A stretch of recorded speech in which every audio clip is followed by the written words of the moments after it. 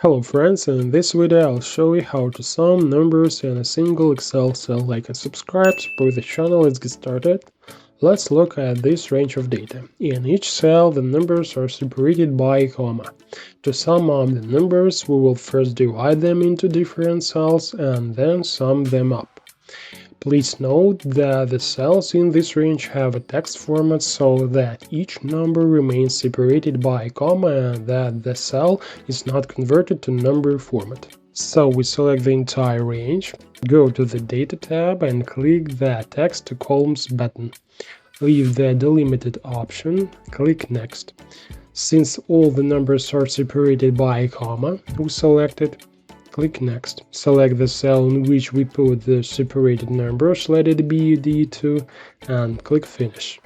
As you can see, the numbers are divided, and to sum them up by row, select the last column and click AutoSum.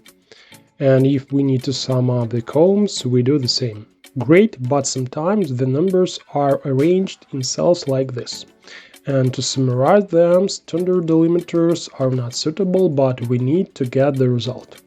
We do the following: select the range, Data tab, Text by column, and at the step when the delimiter is selected, select Other and enter the key combination Ctrl-J, which will help to separate the numbers.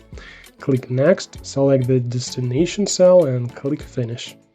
And to sum up this data, we do the same as in the previous case. Now in auto mode, thanks for watching.